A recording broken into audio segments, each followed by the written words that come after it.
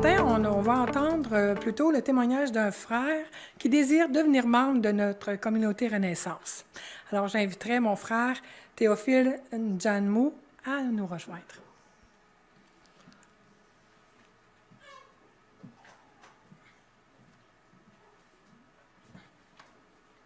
Alors, bien-aimés dans le Seigneur, bonjour. C'est un privilège et un immense plaisir pour moi de pouvoir partager mon témoignage ce matin avec vous. Alors, je me nomme Théophile Njanmou Bieda. Je suis le troisième d'une famille de 6 enfants. J'ai 2 sœurs aînées et 3 petits frères. Je suis né et j'ai grandi à Yaoundé, au Cameroun, où j'ai passé l'essentiel de mon enfance. Et mes parents nous ont éduqués dans un contexte essentiellement religieux. Et très tôt, ils nous ont appris à aller à l'église, à fréquenter les lieux de culte, où à l'école du dimanche, on apprenait tout ce qui concernait le Seigneur. Mais dès mon enfance, déjà, le péché a commencé à manifester son emprise sur ma vie. Je me rappelle que très jeune, je mentais, j'étais méchant, je ne pardonnais pas. Et quand on le dit, on peut penser que c'est commun à tous les enfants. Mais pour moi, c'était un peu particulier, parce que je me rappelle que à certains moments, j'avais même parfois des douleurs dans mon cœur quand quelqu'un me faisait quelque chose. Physiquement, je ressentais un malaise. Et ça m'amène à comprendre que la méchanceté qui était dans mon cœur était un peu particulière. Et dans ce contexte, je fréquentais l'église, une église presbytérienne particulièrement, qui était non loin de notre maison. Et selon les coutumes et la tradition de cette église, je me suis fait baptiser quand j'étais petit. Je n'en suis même pas conscient, je n'étais pas conscient. Et à 11 ans, je me suis fait confirmer. Et je me souviens également que le lendemain de ma confirmation, un cousin qui était venu prendre part à l'événement à la maison avec nous, il m'a dit, il venait d'être témoin d'un acte de méchanceté que j'avais commis encore vis-à-vis de ma sœur. J'avais bagarré pratiquement avec ma sœur. Et mon cousin m'a dit, Théophile, toi, il faut qu'on te rebaptise. Tout simplement parce que toutes ces cérémonies, baptême pendant que j'étais enfant, confirmation, ça n'avait carrément pas changé ma vie. Et c'est comme ça que j'ai expérimenté les 10 premières années de mon existence cette parole de l'Écriture dans Romains chapitre 7, verset 14 qui dit « Mais je suis charnel et vendu au péché ». Et au milieu de cette tyrannie du péché, il se trouve que le Seigneur commençait à quand même manifester son emprise sur moi d'une certaine façon. Je me rappelle que l'école du dimanche, j'étais particulièrement marqué par les histoires de Dieu. J'étais par l'histoire d'Abraham, on appelle l'ami de Dieu. Je me demandais, mais qu'est-ce que quelqu'un peut être de Dieu? Et c'est quelque chose qui me touchait. J'étais intéressé par ces histoires. Mais il n'y a personne qui pouvait vraiment m'expliquer exactement ce que c'est qu'être un ami de Dieu et comment pouvoir y parvenir.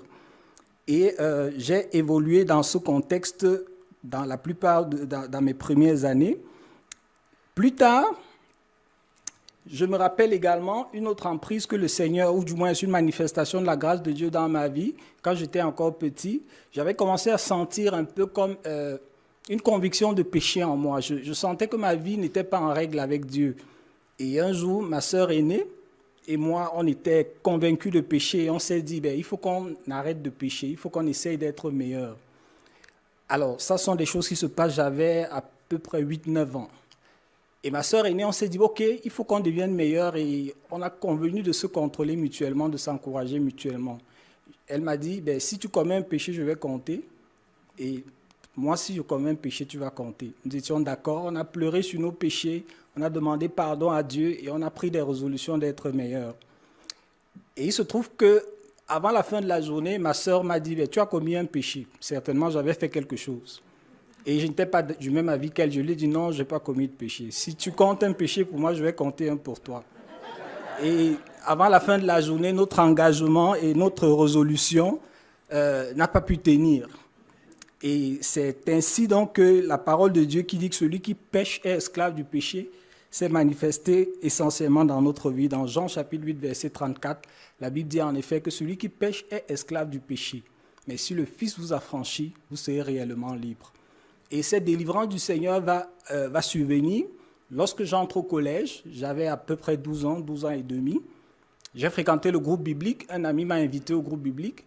Et lorsque je suis allé à une rencontre du groupe biblique, on a partagé la parole de Dieu. et j'ai été saisi d'une forte conviction de péché. J'ai senti ma misère, j'ai senti que le Seigneur Jésus-Christ était mort sur la croix pour mes péchés. Et pendant qu'on parlait un moment, j'avais l'impression que j'étais déconnecté des autres personnes et j'ai commencé simplement à pleurer. À chaudes larmes, au milieu de tous ceux qui étaient là, je pleurais et j'ai demandé pardon au Seigneur Jésus. C'est comme ça que le Seigneur est venu habiter dans ma vie, que ma vie a été transformée. Et j'ai vu beaucoup de choses se passer, une transformation exceptionnelle dans ma vie. Le mensonge a disparu de ma vie, le vol, la méchanceté, si bien que dans mon entourage, les gens commençaient à se rendre compte que quelque chose s'était passé vraiment dans ma vie. Et c'est ainsi que la vie transformée du Seigneur m'a été communiquée. J'ai pris plaisir à lire la parole de Dieu, à fréquenter les enfants de Dieu, à être obéissant à la maison. Et c'est comme ça que ma vie a commencé à être transformée. Quelque temps après, il y a eu un peu une vague de persécution qui a commencé autour de moi. Mes parents ont pensé que j'étais entré dans une secte et ils s'en sont préoccupés. C'était légitime pour eux et ils m'interdisaient d'aller au groupe biblique. Mais moi, nouvellement converti, j'allais toujours au groupe biblique et ça a créé vraiment beaucoup de friction à la maison. Et j'ai vécu dans ce contexte de persécution pendant quelques temps. À l'école, c'était des camarades parfois qui ne me comprenaient pas. Parfois, c'était des professeurs aussi qui, puisque nous étions nombreux, nous étions plusieurs chrétiens à l'école à cette époque et la vague de persécution concernait plusieurs chrétiens.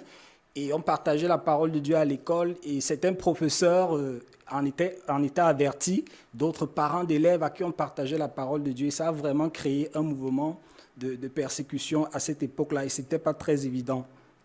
Mais je veux bénir le Seigneur parce que pendant ce moment, le Seigneur m'a soutenu et il m'a donné de comprendre l'importance de la famille de Dieu. Parce qu'à cette époque, vraiment, le Seigneur a permis qu'on tisse de très fortes relations avec d'autres chrétiens.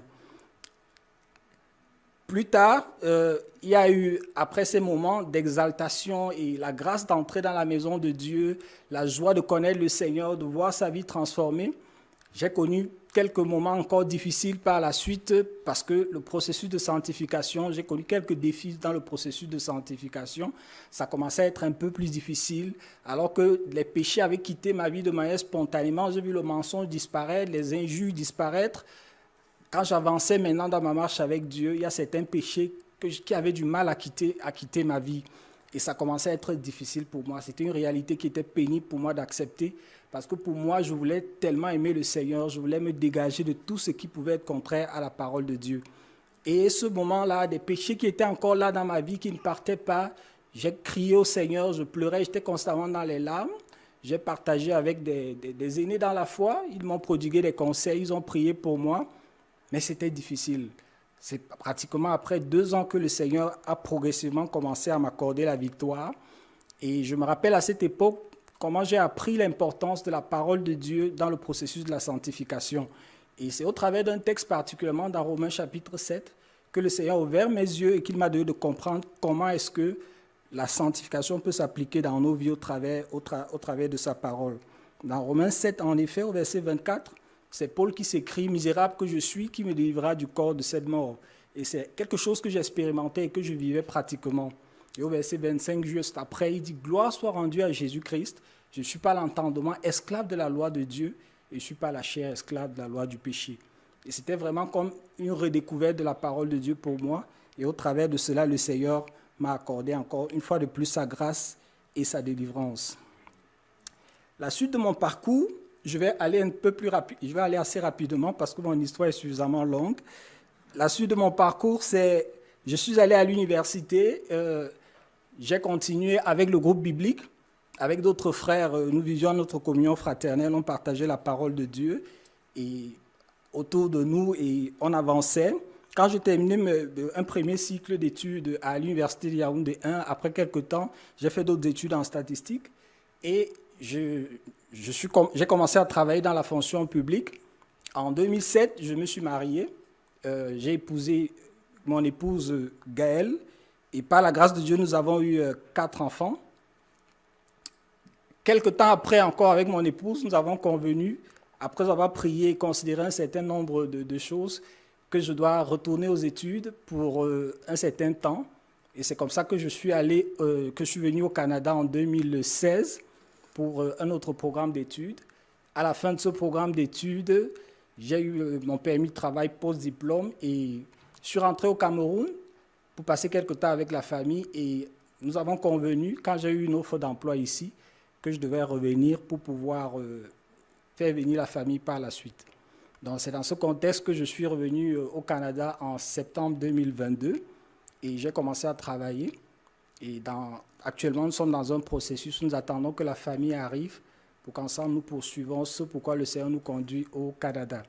Donc, arrivé à Québec, donc, le Seigneur m'a conduit à l'église évangélique baptiste Renaissance et il me plaira de pouvoir faire partie de cette communauté et de poursuivre avec vous notre marche dans la foi. Donc, voilà un peu mon témoignage.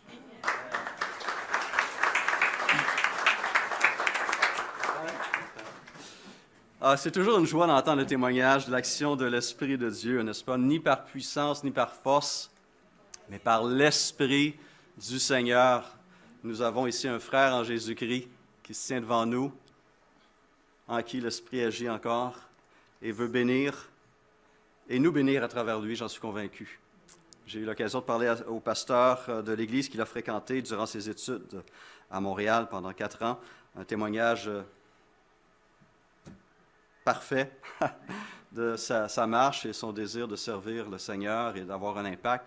Et je suis certain que l'Église Renaissance va être bénie de son ministère et de son service à Renaissance. Alors, je vous invite à prier avec moi pour que le Seigneur garde notre frère, permette à cette famille d'être réunie, son épouse Gaëlle et ses 4 enfants puissent aussi être auprès de lui rapidement. Alors, Seigneur Jésus, merci. Merci parce qu'on voit, comme toujours, ta trace, ton soutien, ta grâce qui renouvelle, qui vivifie, qui fortifie. Seigneur, nous avons devant nous un frère en Jésus-Christ, ton enfant, Théophile. Et nous te remercions d'avoir guidé jusqu'à nous et nous te remettons à la suite de son parcours en notre sein, au sein de cette communauté, qu'on puisse l'entourer, qu'on puisse l'aimer et qu'on puisse se bénir mutuellement alors que nous cherchons toujours, jour après jour, ta face. Et on te prie que ce processus d'émigration pour son épouse et ses enfants puisse arriver rapidement à terme et qu'ils puissent accueillir dans leur nouveau foyer toute sa famille et qu'on puisse nous aussi accueillir cette famille en ton nom et avec grâce et amour. Alors merci de diriger encore les pas de ton enfant et de bénir en Jésus-Christ. Amen. Amen.